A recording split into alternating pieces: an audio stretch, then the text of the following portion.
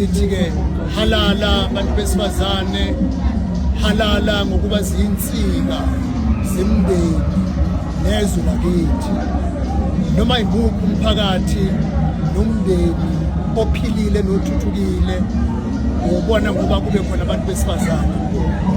Namhlanje-ke besizobungaza leli qhaza labantu besifazane kodwa bese siphosa inselela kwabesifazane banamhlanje, omama, ogogo bethu, odadewethu, abasebenzi abenza imisebenzi ehlukene ezweni lakithi bengabantu besifazane.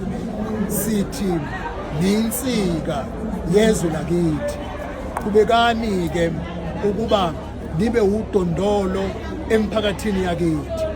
Lona unyaka omkhulu nobalulekile ezweni lakithi ngoba kunokhetho lo uhulumeni basekhaya. Abantu besifazane yibona abaliqonda kahle usizi nokuhlupheka okubhekene nemiphakathi yakithi ngomasipala behlukene.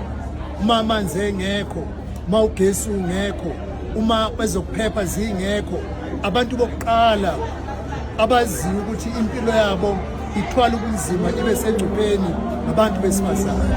Ngakho-ke namhlanje nake senza inhlaba mkhosi kubantu besifazane baseningizimu ye-Afrika. Okokuqala,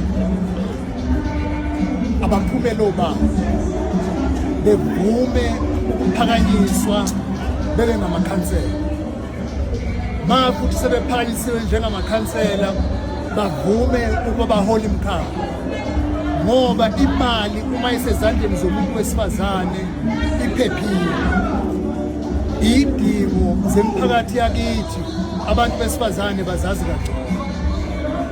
Abantu besifazane sithi abangavoteli abantu besilisa. Yebo, makufanele bakwenze lokho, kodwa abanqenqa abantu besilisa ukuthi hayi igema lethu manje, sivoteleni nathi siyoba ingxenye nani emkhandlwini la sihlala khona, la kuhlala khona, senze iy'nqumo ukuze siguqule umnotho nenhlalakahle yabantu bakithi ngomasipala la abantu bephila khona.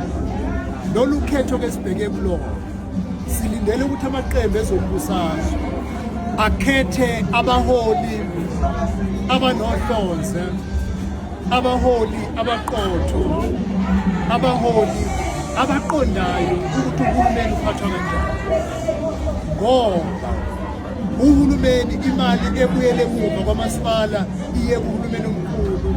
Kusuka nje inkinga kuwukuthi amakhansela aphethe lawo masipala i-competence, ulwazi lokusebenzisa imali ukuthi usubanikezile imali bahlale phezu kwayo izibuyele emuva. Yithuba lenu bantu baseningizimu Afrika, khethani amakhansela anolwazi nzulu, anobuhlakani okwenele ukuthi noma isente nesente lizongena kumasipala kungabuyeli ngisho isente elilodwa emuva, kodwa yonke le mali ikwazi ukwenza iy'dingo zabantu baseningizimu Afrika. Ngakho-ke ukhetho langomhla ka-4 kaNovemba sesiphelile isikhathi sokukhononda. Intsha yakithi kungihlaba umkhwele bangibona abesifazane abayintsha kwi-social media bephakamisa isandla bethi I am available, ngikhona, khetheni ngifuna ukuba yikhansela. Ngithi phambili mantombazana kithi, zibambeni lapho, yikusasa lenu leli, ningavumi ukuqhunyelwa ngabanye abantu ikusasa.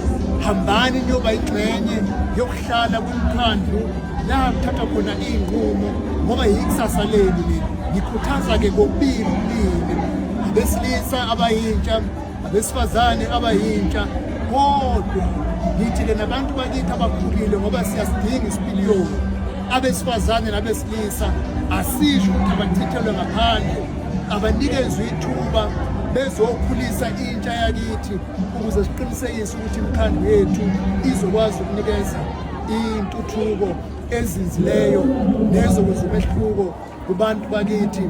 Hayi, asikho isikhathi sokukhala manje. Ithuba esinalo asithathe umbhikisho, asithathe ukukhononda, siye nakho kwi-ballot box. sifike sikhiphe owehlulekile ukusebenza bese sivotela lo esithi uzokwazi ukwenza into bese-ke kodwa simlandele, singamvoteli sithi-ke okay sesifakile sesiyozwa ngawo ukuthi usidinga nini. Mase nivotela ikhansela lenzeni libe accountable ngebudget nangama-programs elizokwenza ukuze niqinisekise ukuthi intuthuko yenu kule minyaka emihlanu izoguqula impilo yenu, nibone umehluko, iy'ngane zethu zikhule ey'ndaweni ezingcono kunalezi ey'khula ngaphansi kwazo.